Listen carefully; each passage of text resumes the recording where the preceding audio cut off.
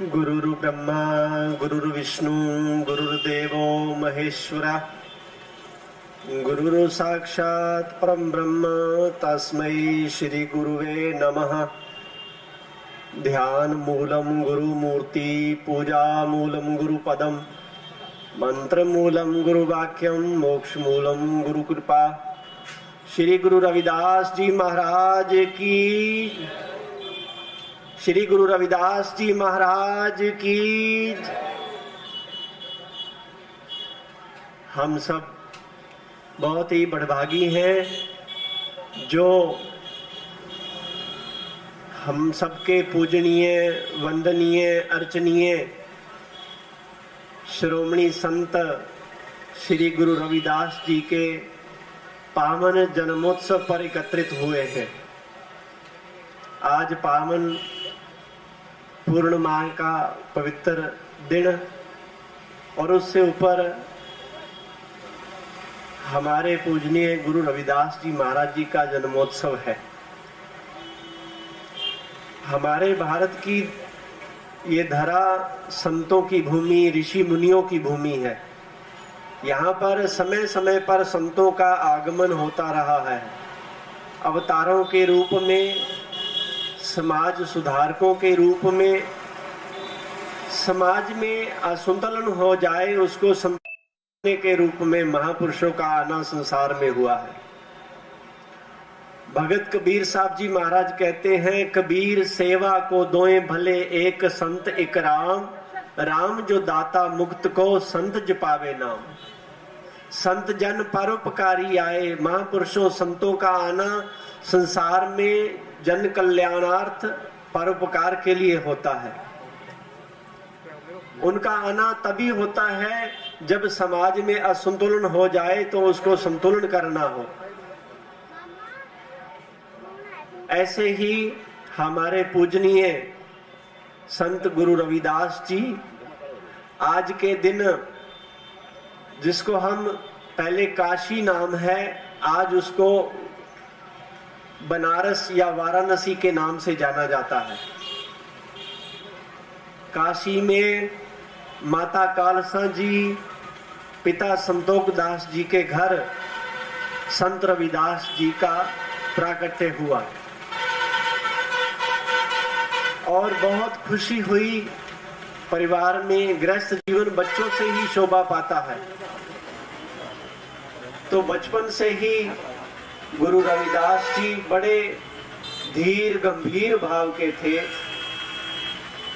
जब कुछ बड़े हुए तो माता पिता ने शिक्षा के लिए स्वामी रामानंद जी महाराज, उनके पास गुरु रविदास जी का जाना हुआ। वहां पर पहुंच करके गुरु रामानंद जी से उन्होंने शिक्षा ग्रहण करी, दीक्षा ग्रहण करी।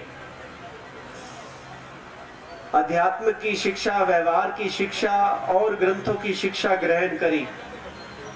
समाज में जो हमारे कुरीतियां हैं, समाज में जो दिक्कतें हैं, उनके कारण स्वामी जी को ये बोला गया कि आप इनको शिक्षा ना दें, ये ठीक नहीं है। भगत कबीर साहब महाराज जी, वो भी स्वामी रामानंद जी के शिष्य रहे, उनको भी ऐसा बोला गया। लेकिन स्वामी रामानंद जी महाराज बहुत ही अर्चनीय वंदनीय आत्मवेता महापुरुष थे। उन्होंने कहा ये नहीं हो सकता। इन दोनों शिष्यों के हृदय में भगवान की शुरू से ज्योत जली है। ये भगवत स्वरूप हैं। इनका हक इनको दिए बिना मैं नहीं रह सकता। तो उन्होंने उनकी पूरी शिक्षा दीक्षा पूर्ण करी। थोड़े समय में शिक्षा ग्रहण करके गुरु रविदास जी अपने घर में आए। पिताजी के साथ जो उनका परिवार का रोजगार, जिससे परिवार का निर्वाह चलता था, जोड़े गांठने का काम।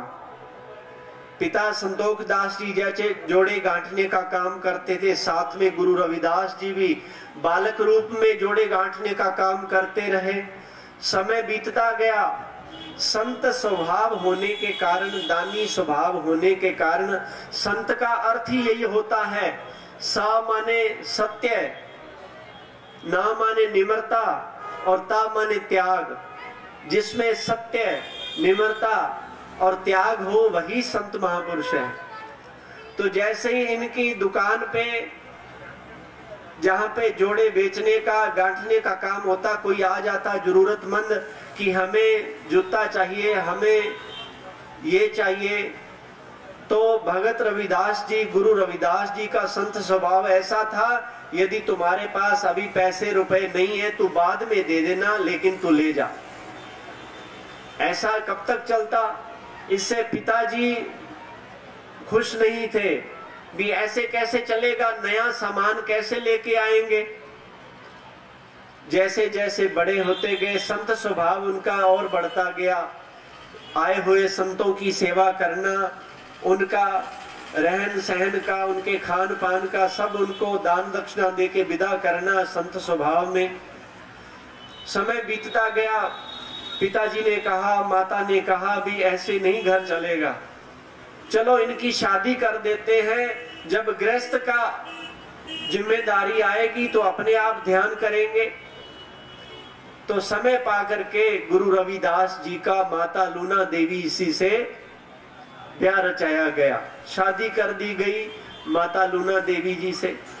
माता पिता ने सोचा कि जब धर्म पत्नी परिवार आएगा तो वो इनको समझाएंगे भी घर में बहुत जरूरतें हैं, आप ये दान मत करा करो लोगों को, और ये संतों को, चलते फिरते संतों को भोजन आदि का मत करिए, हम कहां से खाएंगे, ऐसा समझाएगी औरत आकर के। लेकिन भगवान की ऐसी इच्छा हुई, जैसे भगत गुरु रविदास जी से बिल्कुल वैसे ही माता लूना देवी जी का स्वभाव हुआ, वो भी वैसा ही स्वभाव निकला। देखिए, गृहस्थ जीवन में है, आपकी धर्म पत्नी, आपके परिवार के 10 सदस्य आपके अनुकूल है तो आप भजन सिमरन बड़े आनंद से कर सकते हैं। आपके घर का माहौल ठीक नहीं है तो आप भजन सिमरन नहीं कर सकते, क्योंकि वो तू मैं घर की जरूरतें, फला फला नुक्ता चीनी, उसमें भजन सिमरन में मन कैसे लगेगा जब आपका परिवार का साथी, जीवन साथी आपके अनुकूल नहीं है। तो माता लूना देवी जी का बहुत ही सुशील स्वभाव, वो भी भगत गुरु रविदास जी के साथ मिलकर के संतों की सेवा में जुट गए। जूते गांठते रहते, नए जूते बनते रहते, कोई जरूरतमंद आ जाए उनको जूता दे दिया, कोई पैसा दे दे तो भी ठीक, सही ठीक। तो गुरु जी जब जोड़ा गांठते थे, संतों का आप दर्शन, संतों के दर्शन करें, संतों की मार्गदर्शन को समझे। संतों के कई जगह महापुरुषों का उल्लेख मिलता है, जब गुरु रविदास जी जोड़ा गांठते थे तो मन में यही भाव रहता कि ये जो मैं जूता गांठ रहा हूं, ये अपने मन को भगवान के साथ जोड़ रहा हूं। जितनी सिलाई हो रही है उतना मेरा भगवान के साथ बंधन पक्का हो रहा है। इसी भाव से जूता गांठना, और जो भी कोई लेने आए तो उसको भगवत भाव से देना कि इसमें भी भगवान का रूप है, इसको जरूरत है, इसको दे देना चाहिए, संतों को दे देना चाहिए, भोजन इनको खिला देना चाहिए, इनकी व्यवस्था करनी चाहिए। ऐसा स्वभाव गुरु रविदास जी महाराज का, और वैसा ही स्वभाव माता लूना देवी जी का। समय पाकर के पुत्र रतन की प्राप्ति हुई, गुरु रविदास जी को पुत्र का नाम विजय दास रखा गया, वो भी संत स्वभाव के। समय बीतता गया, समय बीतता गया, गुरु रविदास जी के जीवन में कई, देखिए संत खुद सब चमत्कार नहीं करते हैं, सहज स्वभाव नित्य क्रिया में हो जाते हैं।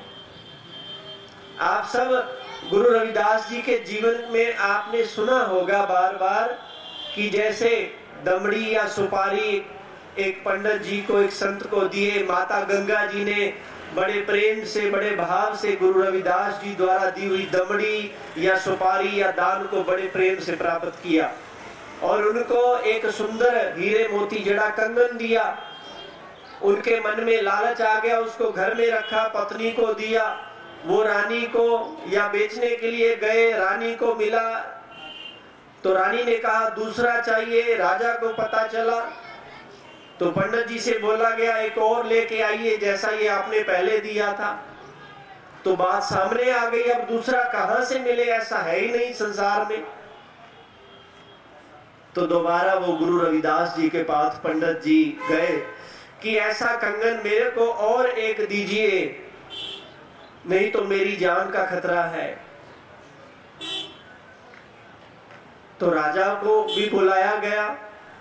तो जब राजा आया, अलग अलग ग्रंथों में अलग अलग रूप में कथा है।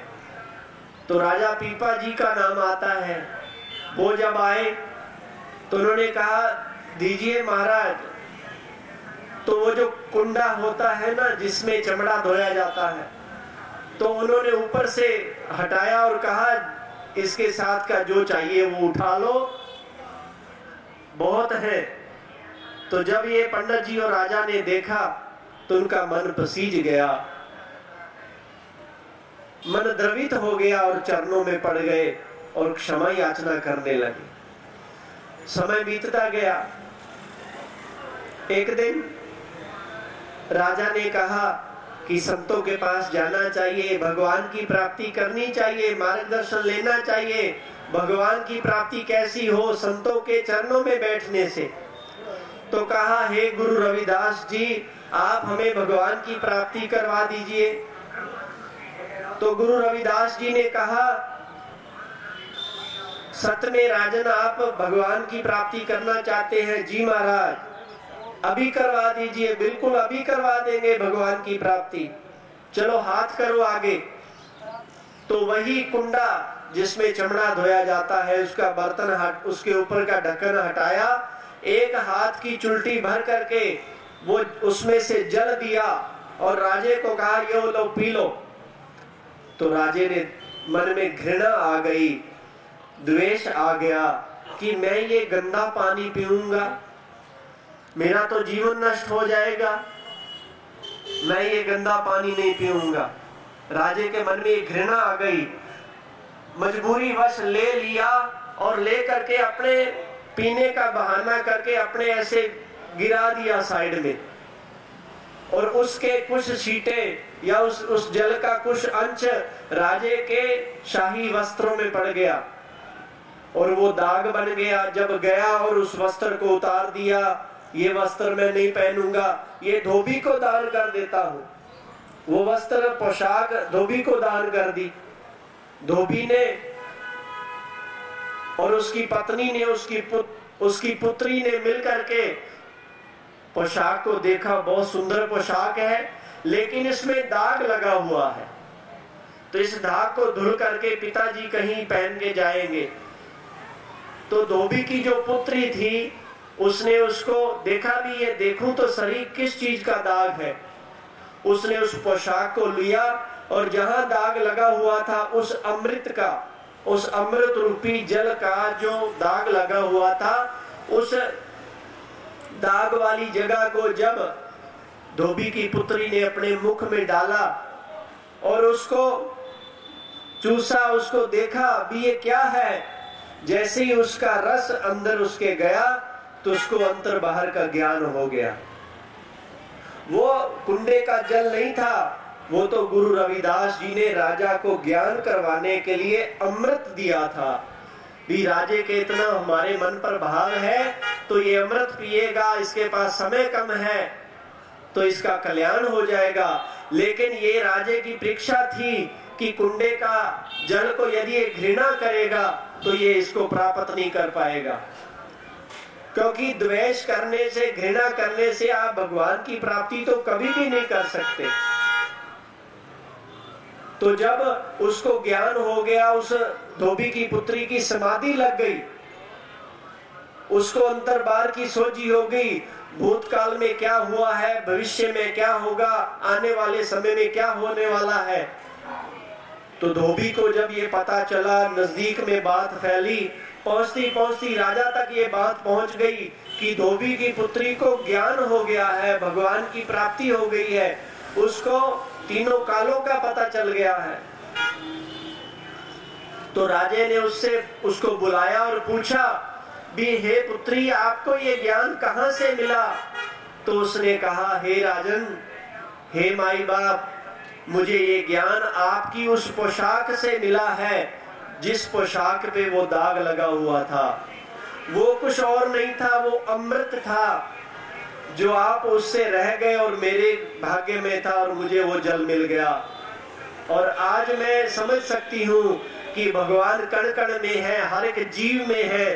चीटी ते कुंचर स्तुल्ला, सापर कृपा दुष्कर फूला, कीड़ी से लेकर के हाथी तक हर एक जीव में वो समाया हुआ है।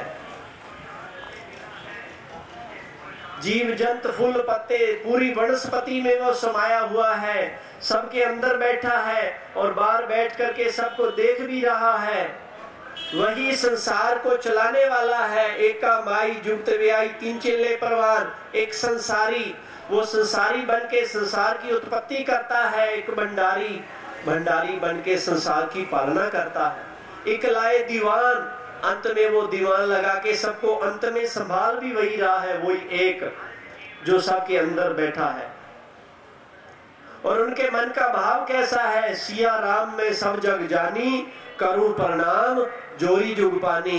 ये जो संसार में जितना भी प्राणी मात्र है, इस सब में भगवान है और मैं सबको भगवान रूप में नमस्कार करती हूँ। ये मेरे को ज्ञान हुआ है। इतना ऊंची अवस्था का ज्ञान। राजे को बहुत गलानी हुई कि मेरे से वो समय चूक गया, अब क्या करूं। दौड़ा दौड़ा गुरु रविदास जी के पास गया, जाके चरणों में लेट गया। हे गुरु जी, मुझसे उस दिन गलती हो गई, उस अमृत रूपी जल को ठुकरा दिया। आज मेरे पर कृपा करो, फिर वही जल दो।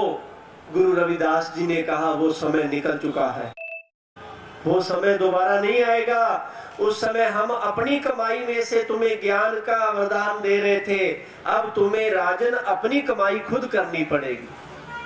अब कमाई तुम्हें करनी पड़ेगी। जाओ इस भगवान के नाम का शब्द का अभ्यास करो, भगवान तुम पर कृपा करेंगे, तुम पर खुश होंगे।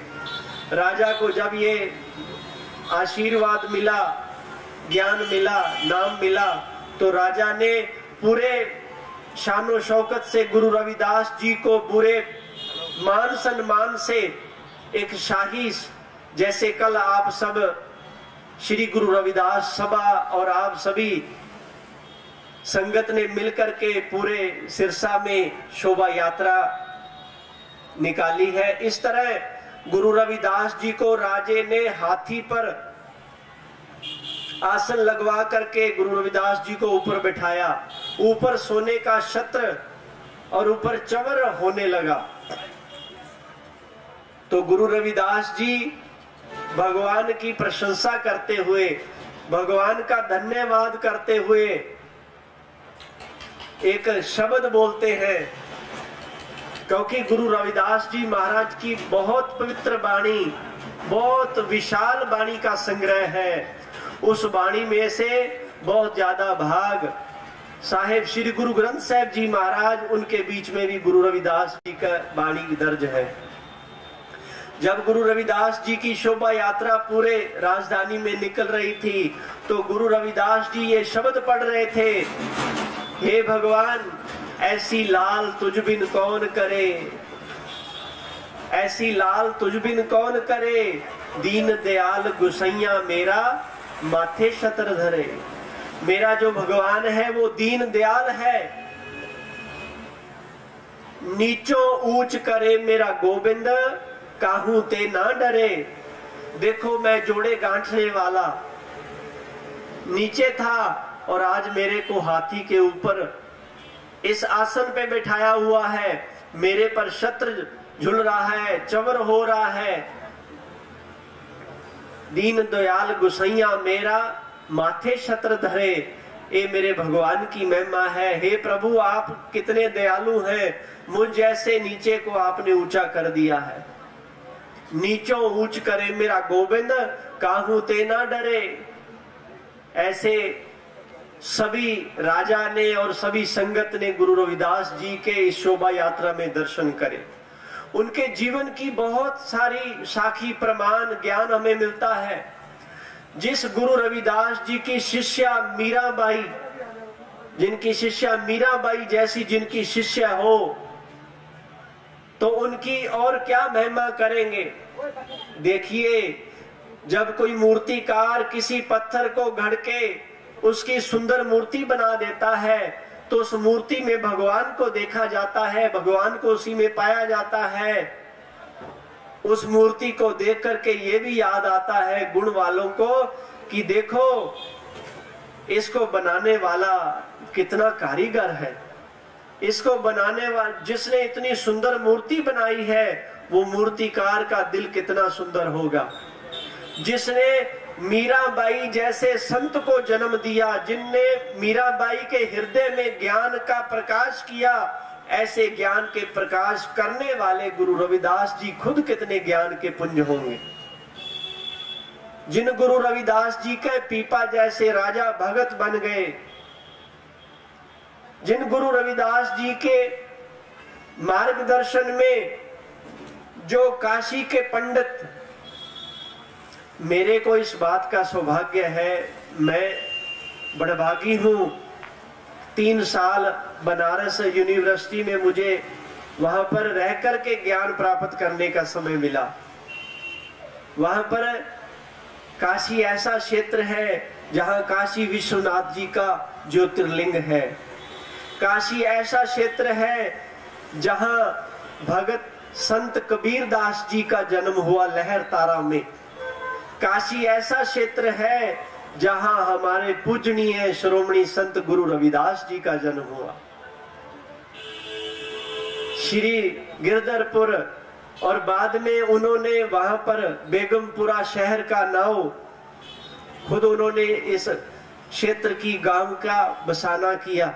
ऐसे गुरु रविदास जी महाराज जी का जीवन है। वो कहते हैं हमारे जीवन के हर तरह का वो मार्गदर्शन करते हैं। उनका कहना है जो दिन आवे सो दिन जाही, करना कूच रहन थिर नाही। इस संसार में जो आया है एक दिन उसने चले जाना है। उनका ये भी एक शब्द है, जल की भीत पवन का थंबा रगत बूंद का गारा। गुरु ग्रंथ साहिब में ये वचन है, उनका शब्द है रचित। वो कहते हैं ये हमारा जो शरीर है, साइंटिफिक तौर पे उनका ये कथन है, जल की भीत पवन का थंबा। शरीर में जल की मात्रा बहुत है, माटी सबसे ज्यादा है, फिर जल तत्व की प्रधानता है। जल की भीत पवन का थंबा। पवन श्वास प्रश्वास जो हम श्वास लेते हैं ना, इस शरीर का जो पिल्लर है, जो खंबा है, वो श्वास है। जिस दिन ये श्वास रूपी पिल्लर गिर जाता है, इमारत अपने आप ढहढेरी हो जाती है। उनका कथन है जल की भीत पवन का थंबा रकत गारा। इस मकान में रकत मांस मज्जा का इसमें गारा लगा हुआ है। ईंट कौन सी है गुरुजी? तो कहते हैं रकत बूंद का गारा, हाड मांस नाड़ी को पिंजर की बसे बेचारा। हाड मांस इसमें ईंटें लगी हुई हैं। और पंखी किसको कहा है? इस जीव को, जीवात्मा को, प्राणी को कहा है। बेचारा शब्द क्यों संबोधित किया गया है?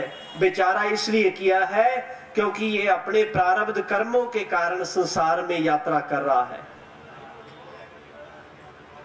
पहले बना परानिब्ध, फिर बना शरीर। ये शरीर बाद में बढ़ता है। इसकी प्रारब्ध खाना पीना रहना, इसने संसार में कितने समय रहना है, कितना जल का भोजन का भोग करना है, ये पहले से निश्चित होता है। हाड मांस नाड़ी को पिंजर पंखी बसे बेचारा। अंत में कहते हैं प्राणी क्या तेरा क्या मेरा। गुरु रविदास जी कहते हैं प्राणी क्या तेरा क्या मेरा, जैसे तरवर पंख बसेरा। एक वृक्ष के ऊपर पंख पंछी आया, वो पता नहीं कितनी देर बैठेगा और कब उड़ के चला जाएगा। तो उतना समय तू संसार में रहने वाला है और तू कहता है मेरे पास इतना है, मेरे पास इतना है। आगे वचन है राखो कंद उसारो नीवा। राखो कंद उसारो नीवा। 3.5 हाथ तेरी सीमा, 3.5 हाथ ही तेरी जगह है, तू कितनी मर्जी कही जा, मेरी इतनी जगह है। बंके बाल पाग सिर टेरी, कहते हम रोज स्नान पानी करके सुंदर वस्त्र पगड़ी आदि पाग सिर टेरी, और अंत में इस शरीर का क्या बनेगा? बंके बाल पाग सिर ढेरी, ए तन होएगो पसम की ढेरी।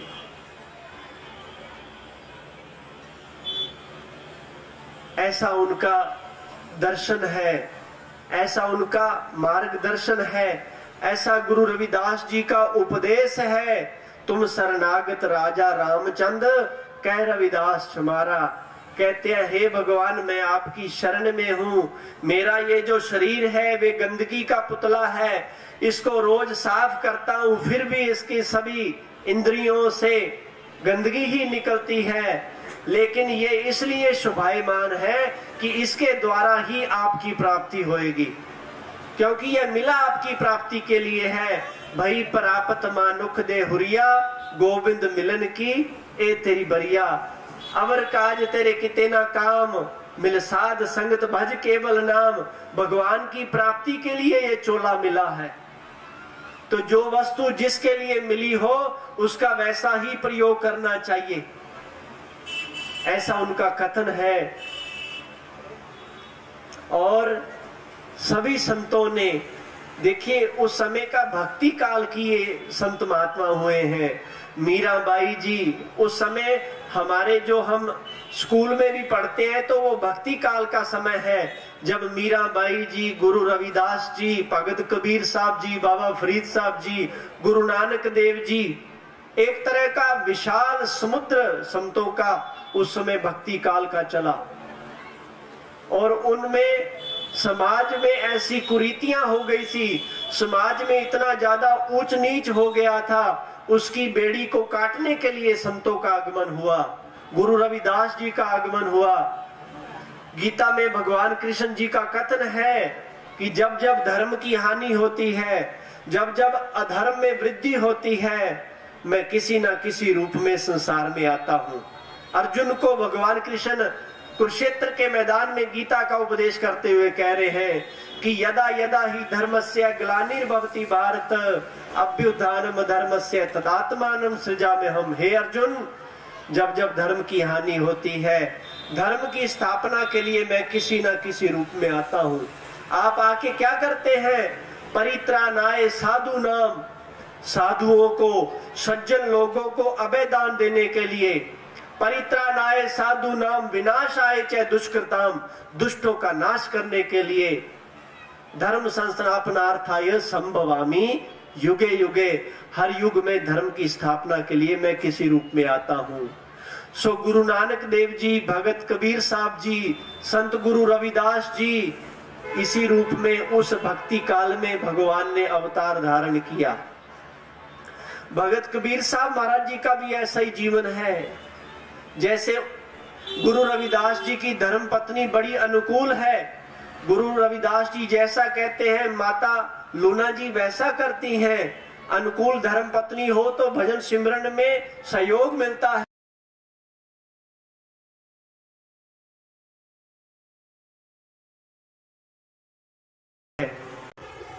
ज्यादा समय तो नहीं लग रहा, आप बहुत प्रेम से सुन रहे हैं इसलिए इच्छा हो रही है। कबीर साहब महाराज जी की धर्म पत्नी माता लोई जी भी बहुत अनुकूल है। कबीर साहब जी कह देते हैं दिन है तो दिन है, रात है तो रात है। ऐसे ही भजन सिमरन गृहस्थ जीवन में हो सकता है। संतों के जीवन में जब गृहस्थ जीवन ही ऐसा है, इसमें थोड़ी बहुत नोक झोंक, इसमें गुस्सा, इसमें हंसी मजाक भी चलता रहता है। कबीर साहब महाराज जी बहुत भजन सिमरन में रहते हैं, बहुत धीर गंभीर रहते हैं। एक दिन उन्होंने हंसी में जी को बोल दिया, हे लोई, माताओं में बहुत सियानप होती है, समझदारी होती है, बड़ी जुगतियां माताएं औरतें जानती हैं।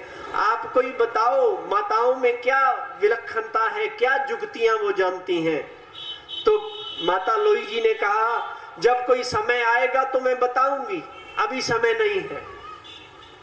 कबीर साहब महाराज जी वैसे ही भजन सिमरन में वो खड्डी का काम, कपड़ा बुनने का काम करते हैं भगत कबीर साहब महाराज। और माता लोई जी जैसे गुरु रविदास जी और माता लूना जी संतों की सेवा करते हैं, ऐसे ही भगत कबीर साहब महाराज जी और माता लोई जी आए हुए संतों की सेवा करते हैं। सभी संतों के जीवन को पढ़ लो, सभी संतों की जीवन बारे सुन लो। संतों की महिमा, भगवान का गुण गाना, भगवान का गुण सुनना, सेवा करना और दूसरों को भी आप जबरे अवरा नाम जपावे नानक ऐसा भगवती भगवंत को पावे। आप भी भगवान का नाम जपते हैं, सेवा खुद करते हैं और जो पास में रहता है उसको भी उसी में लगाते हैं। यही संतों का जीवन है। ऐसा ही गुरु रविदास जी महाराज और लूना का जीवन, ऐसा ही कबीर साहब महाराज और माता लोई का जीवन बीत रहा था बहुत सुंदर। एक दिन माता लोई जी की मन में ख्याल आया कि संत कबीर दास जी, मेरे स्वामी ने कहा था कि माताओं में कुछ सियानपता होती है, समझदारी होती है, युक्तियां होती हैं, बताओ कोई युक्ति। तो आज वो करते हैं। रोज संतों का आना होता था। उस दिन भी संत महात्मा आ रहे थे, भोजन करके दक्षिणा लेके जा रहे थे। दोपहर के समय में दो संत आए संत कबीर दास जी के, भक्त कबीर साहब जी के घर में। माता लोई जी ने उनको भोजन प्रसाद दिया। उन्होंने पूछा, हे माता कबीर दास जी कहाँ हैं? तो माता लोई जी ने हंसी में कह दिया, कबीर साहब महाराज जी आजकल ठीक नहीं चल रहे, वो ठीक नहीं है। क्या बात? वो थोड़े से गुस्से में रहते हैं। क्या करते हैं? ये जो रस्सी पड़ी है, इस रस्सी से आए हुए लोगों को बांध देते हैं और ये डंडा पड़ा है, इस डंडे से उनको पीटते हैं। संत महात्मा घबरा गए, ऐसा क्यों होता है? वो तो बड़े पूर्ण संत हैं। तो वो तो चले गए। जब चले गए थोड़े समय में कबीर दास महाराज जी आए। तो कबीर साहब महाराज ने पूछा, हे लोई को बताओ, कोई आया था हमसे, हमारे बारे में पूछ रहा था? तो माता लोई जी ने हंसी में बोल दिया, जैसे गृहस्थ में हंसी मजाक होता है, हाँ दो संत आए थे और वो दो संत आपके बारे में पूछ रहे थे और ये डंडा और ये रस्सी मांग रहे थे, तो दे देना था ये डंडा और रस्सी संतों को। मैंने तो नहीं दिया, भी कबीर साहब से पूछा नहीं है। कबीर साहब ने वो डंडा और रस्सी उठाया और पूछा, वो संत किस रास्ते गए हैं, मैं उनको अभी दे के आता हूं। तो डंडा रस्सी उठा के उसी रास्ते दौड़ पड़े कि संतों को ये चाहिए और उनको दे दूं। तो संतों को तो माता लोई जी ने बोल रखा था, अभी कबीर साहब आजकल गुस्से में रहते हैं, इस रस्सी से बांधते और डंडे से पीटते हैं। तो संत कबीर दास जी दौड़े जा रहे हैं। दूर उनको दिखा कि दो संत रास्ते पे जा रहे हैं और उन्होंने आवाज लगाई कि रुक जाओ, ये डंडा और रस्सी ले लो। तो उन्होंने कहा, संतों ने भी देखो माता लोई जी सत्य बोल रहे थे, वो तो डंडा रस्सी लेके पीछे आ गए हैं, दौड़ो नहीं तो वो मारेंगे। वो संत आगे दौड़ने लगे और कबीर दास जी पीछे दौड़ने लगे, भी ये डंडा रस्सी लेते जाओ। तो संतों ने कहा, भी यदि रुक गए तो बहुत मार पड़ेगी। दौड़ दौड़ के कबीर दास महाराज जी ने वहां पहुंचे और उन्होंने हाथ जोड़े, महाराज जी हमें मत पीटिएगा, हमें मत बांधिएगा। कबीर दास जी हैरान हो गए, आप ऐसा क्यों बोल रहे हैं? बोले, माता लोई जी ने कहा था गुस्से में रहते हैं, रस्सी से बांध के डंडे से पीटते हैं। कबीर दास जी को मन में बहुत दुख हुआ। लोई के कारण आज संतों को इतना दौड़ना पड़ा। वो डंडा रस्सी पूछा, वो कहते नहीं हमें तो चाहिए, हमें आपके दर्शन हो गए। घर में आए और कबीर दास महाराज जी लोई माता से नाराज हो गए, भी आपने ऐसा क्यों किया? तो माता लोई जी ने कहा, आपने एक दिन कहा था कि अपने दिमाग का कुछ समझदारी दिखाइए, तो आज देखिए संतों को भी दौड़ाया, आपको भी पीछे दौड़ाया है। कबीर दास जी ने कहा, ऐसा संतों का नहीं, आपको अपमान करना चाहिए था। और कबीरदास महाराज जी ने उनसे मुख फेर लिया, भी मैं तुम्हारे से नहीं बोलता, तुमने संतों का अपमान किया है। तो माता लोई जी के मन में बहुत दुख हुआ, भी ऐसा नहीं होना चाहिए था।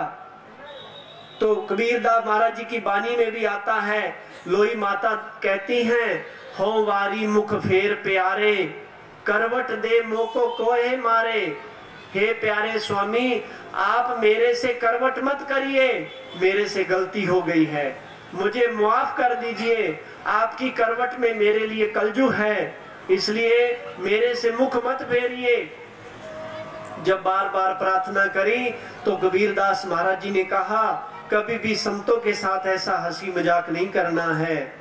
तो माता लोई जी ने कहा, ठीक है, ऐसा संतों के जीवन में संतों की सेवा होती है। गृहस्थ जीवन में चलो हंसी मजाक अलग बात है, कबीरदास जी की जन्म साखी में ये आता है। तो गुरु रविदास जी का जीवन, संत कबीरदास जी का जीवन, संतों का जीवन समाज के कल्याण के लिए है। ऐसे ही हमारे गुरु रविदास जी हैं, जिनका आज जन्मोत्सव है, जिनके जन्मदिन को हम मना करके उनका आशीर्वाद ले रहे हैं। क्योंकि कभी भी संतों के बारे में कोई मन में ग्लानि ना करे, संतों के बारे में बुरा ना बोले। देखिए, मैं आपको बता रहा था, काशी में रहे तो मैंने ब्राह्मणों से, संतों से ये सुना है कि महात्मा बुद्ध जी को बहुत पंडितों ने बुरा भला कहा, उनको यहाँ नहीं रहने दिया। ऐसे ही गुरु रविदास जी को बहुत बुरा भला बोलते रहे, लेकिन ये गुरु रविदास जी का दर्शन था, आत्मचिंतन था, उनका उपदेश था, उनकी भगवान के भजन सिमरन की कमाई थी कि ब्राह्मण पंडितों को भी अपने ग्रंथों में गुरु रविदास जी का वर्णन करना पड़ा। आज हम जब बनारस काशी में जाते हैं, उनका बड़ा सुंदर भव्य मंदिर बना हुआ है। काशी में बेगमपुरा में बहुत सुंदर भव्य मंदिर, आज वहां पे बहुत विशाल आयोजन हो रहा है। तो ऐसे गुरु रविदास जी, जिनको बहुत बचपन में बुरा बोला जाता होगा, लेकिन जब उनके जीवन का दर्शन किया, पंडितों ने कहा अपने कम वजन की जो मूर्ति है और गुरु रविदास जी की जो मूर्ति 40 किलो वजन की मूर्ति है, और कहा इनकी परीक्षा लेनी चाहिए। तो नदी के उस किनारे पे दोनों मूर्तियां रखी गई बनारस में, जिसकी मूर्ति पार हो जाएगी वही बड़ा होगा। सूत की बनी हुई मूर्ति पंडितों की डूब गई, 40 किलो की कांसे की मूर्ति गुरु रविदास जी की जल पे तैर के आके पार लग गई। ऐसा जीवन, ऐसा भजन कीर्तन, भजन सिमरन, ऐसा भगवान से आत्मकार गुरु रविदास जी का। उनके बहुत सारे भजन हैं। एक भजन में वो कहते हैं कि हे भगवान, हे प्रभु, चिर भयो दर्शन देखे, बहुत समय हुआ आपका दर्शन नहीं हुआ। और जब हृदय में भगवान विराज हो गए तो बार बार प्रार्थना करते हैं, प्रभु मेरी आपसे ऐसी प्रीत हो जाए, ऐसी माधो खींच तनी, हमारा आपसे ऐसा पूर्ण आनंद हो जाए कि आपसे हमारा कभी भी ध्यान ना हटे। और एक दिन ऐसा आया, वो भगवान को भी ये प्रेम से कहने लगे कि हे भगवान, हमने आपको अपने मन में, दिल के दरवाजे में बंद कर लिया है, आप अब आपको चैलेंज करते हैं कि आप हमारे मन के द्वार से निकल के दिखाइए। हमने आपका भजन सिमरन करके आपको कैद कर लिया है। सो ऐसा दर्शन है गुरु रविदास जी का, जिनका आज हम जन्मोत्सव मना रहे हैं। बहुत खुशी हुई, आप सबने मुझे याद किया। गुरु रविदास जी श्रोमणी संत, उनके 52 जन्मोत्सव पर मुझे भी अपनी वाणी को पवित्र करने का समय मिला, आप सबके दर्शन का समय मिला, उनके मंदिर में उनके भव्य स्वरूप का दर्शन करने का समय मिला। बहुत खुद आनंद में है। आप जो भी हमारे गुरु रविदास जी सभा मंदिर के सदस्य हैं, जिन्होंने हर साल ये गुरु रविदास जी का जन्मदिन मनाया जाता है, वो बहुत बहुत बधाई के पात्र हैं। शुभकामना उनको बहुत बहुत और गुरु रविदास जी महाराज से और भगवान से प्रार्थना करते हैं कि आज सब मिलकर के ऐसे ही गुरु रविदास जी के उपदेश का, गुरु रविदास जी के मार्गदर्शन का, उनके विचारों का प्रचार प्रसार करते रहें, उनका दिन मनाते रहें। क्योंकि जब आयोजन किया जाता है तो उसके माध्यम से ही आम जनमानस को मार्गदर्शन मिलता है। कल शोभा यात्रा हुई, आज आप भजन कीर्तन सुन रहे थे, आज हम विचार कर रहे हैं उनके जीवन पर। ऐसे ही गुरुजनों के बारे में जाना जाता है, और जब उनके गुणों को जाना जाता है, उनकी बढ़ाई, उनकी महिमा को जाना जाता है, तो ही उनके प्रति लगाव होता है। तो आप सबको भी बहुत बहुत साधुवाद, बहुत बहुत धन्यवाद। बोलिए गुरु रविदास जी महाराज की जय, पूज्य सतगुरुदेव महाराज की जय। आप सबका बहुत बहुत धन्यवाद।